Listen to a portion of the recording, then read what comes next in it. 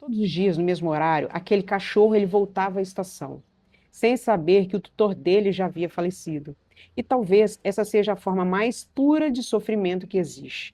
Você já ouviu essa história, provavelmente você já viu esse filme e muito que provavelmente você já chorou com ele. Quem não chorou assistindo a história do Hátil, para sempre ao seu lado? Mas o que ninguém te contou é que chorar não resolve o que essa história de fato revela. O que quase ninguém sabe é que a história real ela é ainda mais triste e mais dura do que o cinema mostrou. Hachimura era um Akita. Ele vivia em Tóquio nos anos de 1920 com o seu tutor, o professor Idebasuro Ueno. Todos os dias, sem exceção, ele acompanhava o professor até a estação de Shibuya pela manhã.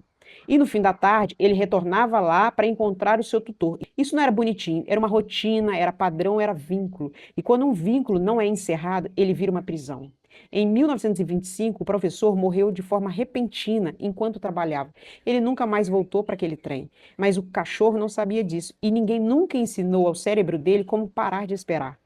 No dia seguinte, Hatch foi para a estação aguardar o seu dono. No outro também, no outro também. O filme mostra isso de forma poética, mas a realidade foi a mais crua e dolorosa. Hatch passou anos indo e voltando, foi afastado algumas vezes da estação, viveu entre a estação e a rua. Era cuidado por pessoas que se sensibilizavam com a história. E ainda assim, todos os dias, no mesmo horário, ele retornava ao mesmo lugar. Por quase 10 anos ele fez isso. Passou por chuva, frio, calor, não porque ele acreditava demais, mas porque para ele ninguém explicou que aquela relação tinha acabado. O animal ele não compreende rupturas como nós. Ele não entende a morte, ele não entende a separação, ele não entende que alguém decidiu não voltar. Ele entende a presença, ele reage à ausência. A ciência descreve isso como uma resposta ao rompimento de vínculos sem explicação. Quando a figura de apego desaparece de forma abrupta, o cérebro do cão entra em um estado de busca persistente. Ele espera, ele procura, ele repete padrões. Por isso, tantos cães ficam olhando para a porta, dormem com roupas dos seus antigos tutores ou com objetos de quem foi embora. E às vezes escutam um som parecido na rua e corre até o portão para ver. Não porque sabe que aquela pessoa vai voltar, mas porque o padrão ativa um vínculo. Isso não é drama. Isso é apego ativo.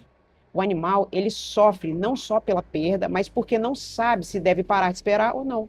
E esse sofrimento aparece no corpo do animal. Muda o sono, diminui o apetite, o comportamento é alterado. Pets não falam que estão de luto. Eles mudam padrões quando algo dói. E entender esses sinais não é sentimentalismo, é cuidado. Traduzir o que seu pet sente antes que vire uma emergência pode mudar tudo. Encaminhe esse vídeo para quem você sabe que tem um animal passando por um luto e me segue, porque aqui eu traduzo o que seu pet sente antes que vire uma emergência.